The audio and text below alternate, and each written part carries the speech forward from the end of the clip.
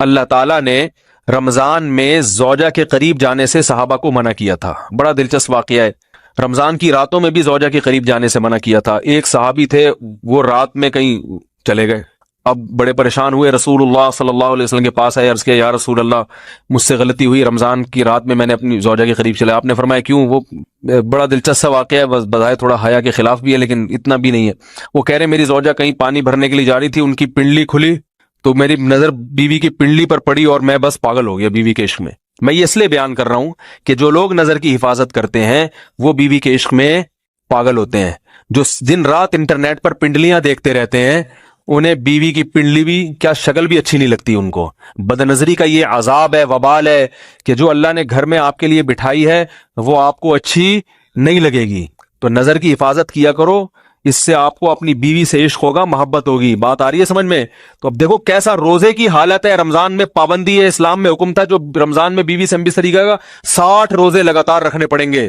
کتنا بڑا جرم، لیکن صحابی سے برداشت نہیں ہوا. صرف زوجہ کے پاؤں پہ نظر پڑی ہے تو وہ کیسے بیوی سے محبت کرتے ہوں گے اور وہ بیوی کے بغیر رہ سکتے ہوں گے.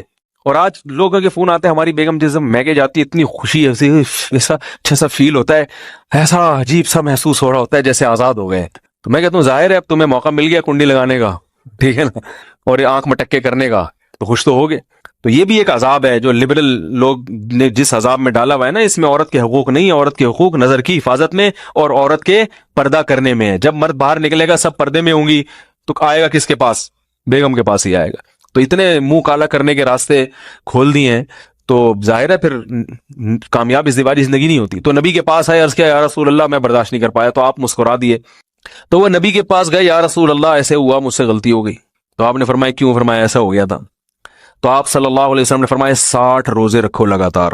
انہوں نے فرمایا ایک کی طاقت نہیں ہے، اس میں یہ ہو گیا 60 کیسے رکھوں گا، نہیں ہے طاقت 60 کی. آپ نے فرمایا ٹھیک ہے پھر 60 غریبوں کو 2 ٹائم کا کھانا کھلاؤ. فرمایا اس کی بھی طاقت بولو بھائی نہیں ہے. اتنے میں ایک صحابی لائے کوئی چیز صدقہ کرنے کے لیے.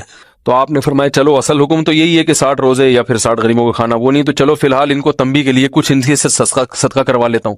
فرمایا چلو یہ فلاں خیرات کی ایک چیز لے کر آئے ہیں، تم یہ لے کے غریبوں میں بانٹ دو. انہوں نے فرمایا مجھ سے زیادہ غریب پورے مدینہ میں بھائی کوئی بھی نہیں. آپ صلی اللہ علیہ وسلم مسکرانے لگے، فرمایا جاؤ کھاؤ اور بچوں کو کھلاؤ. اور بھائی غلطی بھی ہوئی اور گھر میں راشن بھی آ گیا.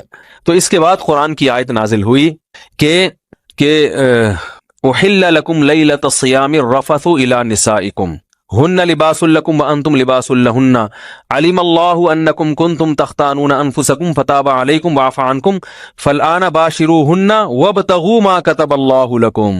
فرمایا اللہ کو بتایا کہ تم اس حکم پر عمل نہیں کر سکتے، لہٰذا رمضان کی راتوں میں تمہیں اپنی بیوی کے پاس جانے کی اجازت ہے، لہذا ان کے پاس جایا کرو اور اس اولاد کو تلاش کرو جو اللہ نے تمہارے مقدر میں لکھ دی ہے. قرآن جہاں بھی بیوی سے ریلیشن قائم کرنے کی بات کرتا ہے اولاد کا ذکر لازمی کرتا ہے، یعنی تلاش کرو اس اولاد کو جو اللہ نے تمہارے لیے لکھ دی ہے. ما کتب اللہ لکم، ما کتب اللہ علیکم نہیں ہے. علا کا مطلب تمہارے خلاف، لکم کا مطلب تمہارے فائدے کے لیے. لام عربی میں نفع کے لیے آتا ہے، علا عربی میں ضرر اور نقصان کے لیے آتا ہے. فرمایا یہ نہیں کہ اس اولاد کو تلاش کرو جو بطور پینلٹی کے اللہ نے تمہارے متھے لگا دی ہے، جو اللہ نے تمہارے فائدے کے لیے لکھ دی ہے. اس سے پتہ چلتا ہے اسلام اولاد کی کثرت پہ کس قدر حریص ہے. بات آ رہی ہے اور بھی اس بارے میں آیتیں ہیں قرآن مجید کی، مگر میں اب زیادہ تفصیل میں نہیں جاؤں گا. کچھ آیتیں رہ گئی ہیں، کچھ احادیث رہ گئی ہیں، تو وہ انشاءاللہ پھر اگلے